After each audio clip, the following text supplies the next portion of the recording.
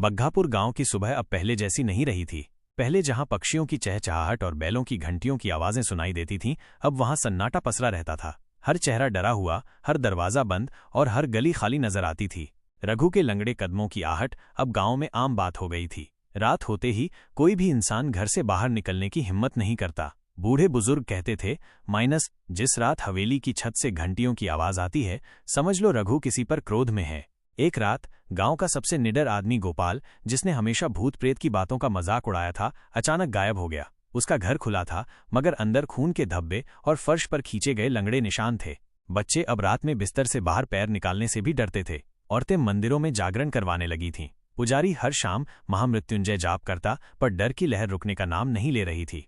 किसी ने कुछ गलत किया है रघु के साथ, अब वो इंसाफ मांग रहा है, ये शब्द अब हर किसी की जुबान पर थे। एक दिन गांव की पंचायत बैठी। सबने मिलकर फैसला किया कि हवेली को जलाकर उस आत्मा को मुक्त कर दिया जाए। लेकिन तभी एक बूढ़ी औरत उठी और बोली, अगर रघु को जलाया तो पूरा गांव राख हो जाएगा, उसका बदला अधूरा है। अभी नहीं, कभी नहीं।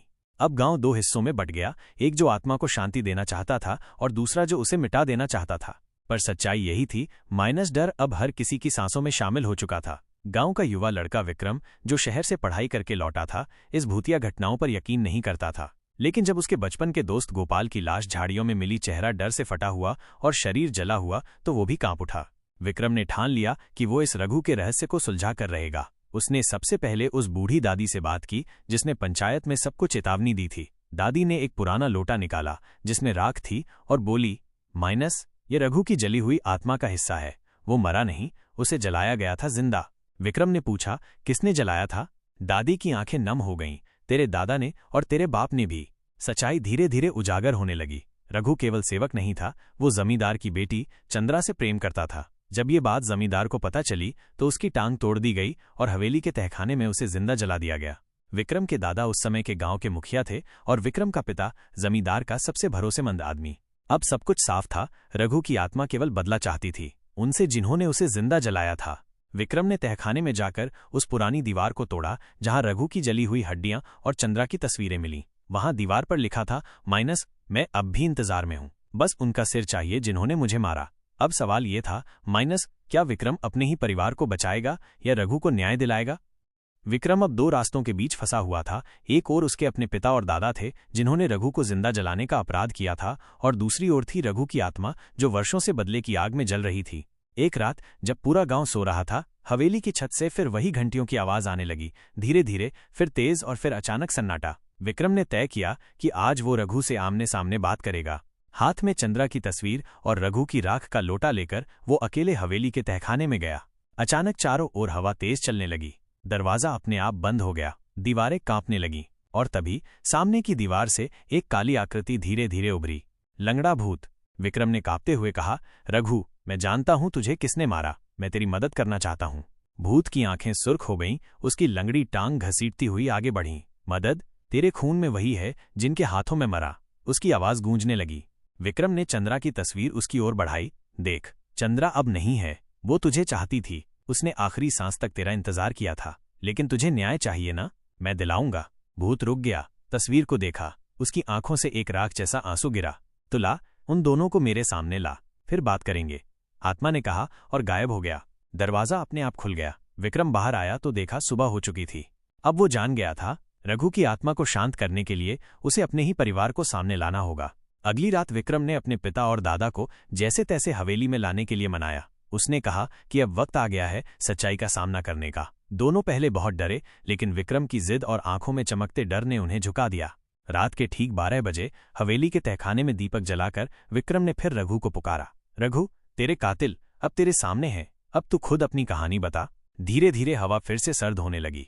दीवारों पर धुंधले चेहरे उभरने लगे और एक गाढ़ी परछाई विक्रम के सामने आई, वही लंगड़ा भूत। पर इस बार उसकी आंखों में केवल क्रोध नहीं, दर्द भी था। सुनो मेरी कहानी, आखिरी बार। रघु की आवाज गूंजने लगी। मैं एक सेवक था, मगर मेरा दिल एक रानी जैसा सपना देख बैठा था। जमींदार की बेटी चंद्रा, वो भी मुझे पसंद करती थी, पर हम जानते थे ये रिश्ता समाज में कभी नहीं माना जाएगा। हम छिपकर मिलते थे, मगर एक दिन किसी ने हमें देख लिया और अगली सुबह मुझे हवेली के बीचों बीच खींचकर लाया गया। तेरे दादा ने मेरा न्याय नहीं किया, उन्होंने मेरी टांग तोड़ दी, और तेरे पिता ने मुझे चंद्रा के सामने ही तहखाने में बंद कर आग लगा दी। मैं चिल्लाता रहा, चंद्रा रोती रही, लेकिन दरवाज़ा बंद रहा। मेरी चीखें, मेरा दर्द, सब राख बन गया। पर मेरी आत्मा नहीं जली। मैं यहीं रहा, इसी तहखाने में, उसी अधूरे प्रेम, उसी अधूरे बदले के साथ। विक्रम और उसके पिता दादा की आंखों में आंसू थे, लेकिन अब रघु की आत्मा का चेहरा बदल गया था। वो शांत था। चंद्रा की तस्वीर, उसकी याद और तेरा सच बोलना मेरी आत्मा को थोड़ा सुकून दे गया। फिर वो विक्रम की ओर मुड़ा, मगर मैं तभी मुक्त हो पाऊंगा जब मुझसे जो छीना गया उसका प्रायश्चित होगा। हवा एक बार फिर सर्द हो गई और रघु की आत्मा गायब हो गई। अब हवेली का माहौल कुछ बदला हुआ था। दीवारों पर बसी डरावनी सर्दी अब धीरे धीरे फीकी पड़ रही थी, लेकिन हवा में अब भी एक बेचैनी थी, जैसे कोई अधूरी बात पूरी होने का इंतजार कर रही हो। विक्रम जान चुका था कि अब केवल सच्चा प्रायश्चित ही रघु की आत्मा को शांति दे सकता है। उसने अपने पिता और दादा को गांव के मंदिर ले जाकर सबके सामने अपने अपराध को स्वीकार करने को कहा। पंचायत के सामने दादा कांपते हाथों से बोले, हमसे पाप हुआ, एक निर्दोष को जलाया, सिर्फ अपनी झूठी शान के लिए। आज हम सबके सामने क्षमा मांगते हैं। गांव वाले चौंक गए, कुछ गुस्साए तो कुछ भावुक हो गए। पुजारी ने कहा, प्रायश्चित के लिए एक बड़ा यज्ञ करना होगा। रघु की अस्थियों को गंगा में प्रवाहित करना होगा और उस तहखाने को बंद नहीं, खुला छोड़ना होगा, ताकि आत्मा खुलकर विदा ले सके। 3 दिन बाद गांव के किनारे यज्ञ हुआ। रघु की राख और उसकी प्रेमिका चंद्रा की तस्वीर अग्नि में अर्पण की गई। हवेली के सामने दीप जलाए गए। हर किसी ने मौन रखा। रात को जब सब लौट गए, विक्रम अकेले हवेली गया। वो तहखाने के बाहर खड़ा था, जैसे किसी को विदा देने आया हो। अचानक हवा चलने लगी। वही लंगड़ी परछाई सामने आई, लेकिन इस बार उसके चेहरे पर शांति थी। रघु ने विक्रम को देखा, तेरे जैसे ही इंसान की जरूरत थी मुझे, जो दिल से न्याय करे। अब मैं जा रहा हूं।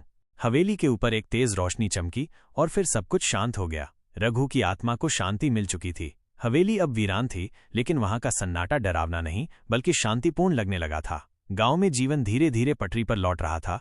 लोग अब रात को भी बाहर निकलने लगे थे, बच्चे खेलने लगे थे और हवेली के सामने से निकलते समय सिर झुकाना बंद हो गया था। लेकिन विक्रम के मन में कुछ अजीब सा डर रह गया था, जैसे कुछ अधूरा हो, जैसे कोई परछाई अब भी उसका पीछा कर रही हो। एक रात विक्रम अपने कमरे में सो रहा था, तभी उसे सपना आया। वही तहखाना, वही दीवार, और वहां कुछ खुदाई होती दिखी। दीवार के पीछे कुछ और था जो अब तक किसी को नहीं मिला था। सुबह उठते ही विक्रम फिर से हवेली गया। तहखाने की दीवार को फिर से टटोलने लगा। कुछ देर की खोज के बाद दीवार की एक ईंट अंदर धसी और अचानक एक गुप्त द्वार खुल गया। वहां एक और कमरा था, अंधेरा, ठंडा और घुटन भरा। कमरे के कोने में एक और कंकाल पड़ा था, लेकिन ये किसी आदमी का नहीं, चंद्रा का था। दीवार पर खून से लिखा था, मैंने भी खुद को खत्म कर लिया ताकि रघु के साथ रह सकूं, पर मेरी आत्मा अब भी भटक रही है। रघु की आत्मा को शांति मिल गई थी, मगर अब चंद्रा की आत्मा जाग चुकी थी। ये अंत नहीं था, ये एक नई डरावनी शुरुआत थी। विक्रम तहखाने के उस गुप्त कमरे से बाहर निकला तो उसके चेहरे पर डर साफ झलक रहा था। रघु की आत्मा को तो विदा कर दिया गया था, लेकिन चंद्रा की आत्मा का ये खुलासा सब कुछ पलट सकता था। उस रात हवेली के चारों ओर फिर से वही सर्द हवाएं चलने लगीं, मगर इस बार कदमों की घिसटने वाली आवाज नहीं थी, बल्कि घुंघरुओं की धीमी पर डरावनी छन छन गूंज रही थी। गांव वालों ने अगले दिन मंदिर के पुजारी को बुलाया। पुजारी ने आंखें मूंदकर गुप्त ध्यान किया और बोला, तुमने रघु को तो मुक्त किया, मगर अब उसकी प्रेमिका चंद्रा जाग चुकी है और उसकी आत्मा कहीं ज्यादा शक्तिशाली है। पुजारी ने आगे बताया कि चंद्रा ने अपनी मौत खुद चुनी थी, यानी इच्छा मृत्यु, और ऐसी आत्माएं बहुत जिद्दी होती हैं। वो तब तक चैन नहीं पाती जब तक उन्हें भी साथ न मिल जाए। रात को विक्रम को फिर सपना आया। इस बार चंद्रा की आत्मा ने सीधे उससे बात की, तूने रघु को शांति दी, पर मुझे अकेला छोड़ दिया। अब मैं हवेली नहीं, इस गांव की हर औरत को अपना रूप बनाऊंगी, जब तक रघु फिर मेरे पास न आए। विक्रम चौंककर उठ बैठा। उस सुबह गांव की 2 औरतें पागल हालत में मिलीं। उनका चेहरा खरोंचों से भरा और बाल खुले हुए थे। वे सिर्फ एक बात बड़बड़ा रही थीं, चंद्रा आ गई, चंद्रा आ गई। अब सवाल साफ था, रघु की आत्मा तो मुक्त हुई, मगर क्या वो सच में गया था, या चंद्रा की आत्मा उसे वापस खींच लेगी? हवेली अब फिर एक नया रहस्य बन चुकी थी, और इस बार सामने थी एक औरत की आत्मा, प्रेम में पागल, अकेली और बेहद खतरनाक।